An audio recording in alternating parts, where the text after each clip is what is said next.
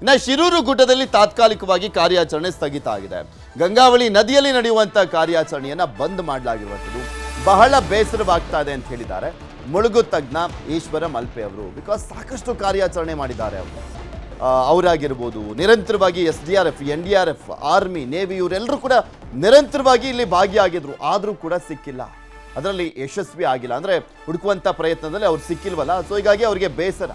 ನೀರು ರಭಸವಾಗಿ ಹರಿತಾ ಇರುವಂಥದ್ದೇ ಕಾರ್ಯಾಚರಣೆಗೆ ತೊಡಕಾಗಿರುವಂಥದ್ದು. ಕಲುಷಿತ ನೀರಿನಿಂದ ಕಾರ್ಯಾಚರಣೆಗೆ ಕಷ್ಟವಾಗ್ತಾ ಇದೆ ಅಂತ ಈಶ್ವರ್ ಮಲ್ಪೆ ಅವರು ಮಾತನಾಡಿದ್ರು.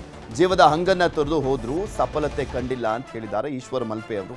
ಜೀವದ ಹಂಗನ್ನ ತೊರೆದು ಮಾಡುವಂಥದ್ದು ರಿಸ್ಕ್ ತೆಗೆದುಕೊಳ್ಳದಲೇ ಇದ್ರೆ ಬೆಟರ್ ಅಂತ ಕಾಣ್ತಿದೆ. ಬಿಕಾಸ್ ಕಾಣೆಯಾದವರಿಗೋಸ್ಕರ ಹುಡುಕುವಂಥ ಪ್ರಯತ್ನದಲ್ಲಿ ಮತ್ತೊಂದು ದುರಂತ ಸಂಭವಿಸೋದು ಬೇಡ ಅನ್ನುವಂಥದ್ದಷ್ಟೇ ನಮ್ಮ ಕಳಕಳಿ. ನಾನು ನ್ಯೂಸ್ 18 ಜೊತೆ ಮುಳುಗು ತಜ್ಞ ಈಶ್ವರ್ ಮಲ್ಪೆ ಅವರು ಮಾತನಾಡಿದ್ದಾರೆ. ಅವ್ರು ಏನು ಹೇಳಿದ್ದಾರೆ ನೋಡೋಣ. ಶಿರೂರು ಗುಡ್ಡ ಕುಸಿತದ ಘಟನೆ ಇವತ್ತು 13ನೇ ದಿನ ಮುಂಜಾನೆಯಿಂದ ಏನು ಕಾರ್ಯಾಚರಣೆ ಆರಂಭವಾಗಿತ್ತು. ಈಶ್ವರ್ ಮಲ್ಪೆ ಅವರು ಮುಂಜಾನೆಯಿಂದ ಕಾರ್ಯಾಚರಣೆಗೆ ಇಳಿದಿದ್ರು, ನಿನ್ನೆಯೂ ಸಹಿತ ಇಳಿದಿದ್ರು. ಇವತ್ತಿನ ಕಾರ್ಯಾಚರಣೆ ಹೇಗಿತ್ತು ಎನ್ನುವಂತ ಬಗ್ಗೆ ಅವ್ರ ಜೊತೆ ಕೇಳುವಂತ ಒಂದು ಪ್ರಯತ್ನವನ್ನ ಮಾಡೋಣ. ಸರ್ ನಮಸ್ಕಾರ.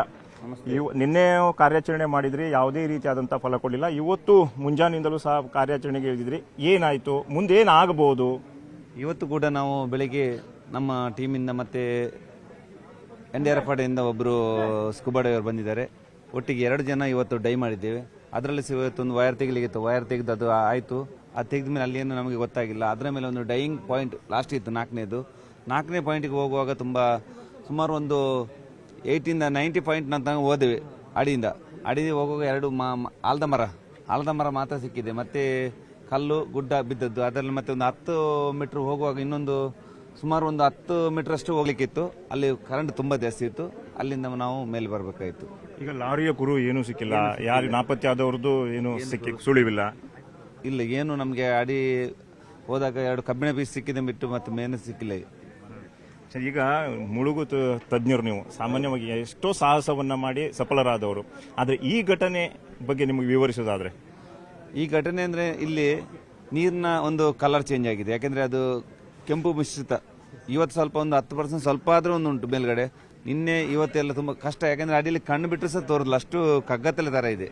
ಅದರಿಂದ ಇಲ್ಲಿ ಅಡೆತಡೆ ಅಂದ್ರೆ ನಮ್ಗೆ ಅದೇ ಏನು ನೀರಲ್ಲಿ ಏನು ನೋಡುವಂತೆ ಕಣ್ಣು ಬಿಟ್ಟು ನೋಡ್ಲಿಕ್ಕೆ ಆಗ ಖಾಲಿ ಪರ್ಸೆಂಜನದಲ್ಲೇ ನೋಡ್ಬೇಕಾಗ್ತದೆ. ಅದರಿಂದ ಇವತ್ತು ಸಹ ನಾವು ಅದೆಲ್ಲ ನೋಡಿ ಡೈ ಮಾಡಿ ಮತ್ತೆ ಮೇಲ್ ಬಂದದ್ದು. ಆ ಕಾರ್ಯಾಚರಣೆ ಮಾಡಲು ಸಾಧ್ಯವಿಲ್ಲ ಎನ್ನುವಂತ ಮಾತನ್ನ ಈಶ್ವರ್ ಮಲ್ಪೆ ಅವರು ನ್ಯೂಸ್ 18ಗೆ ಎಕ್ಸ್ಕ್ಲೂಸಿವ್ ಆಗಿ ಹೇಳಿರುವಂತದ್ದು. ಕ್ಯಾಮರಾ ಪರ್ಸನ್ ರೈಡು ಜೊತೆ ದರ್ಶನ್ ನಾಯಕ್, ನ್ಯೂಸ್ 18 ಕಾರವಾರ. ಕನ್ನಡಿಗರ ನೆಚ್ಚಿನ ನ್ಯೂಸ್ 18 ಕನ್ನಡ ಈಗ ವಾಟ್ಸ್ಆಪ್ನಲ್ಲೂ ಲಭ್ಯ.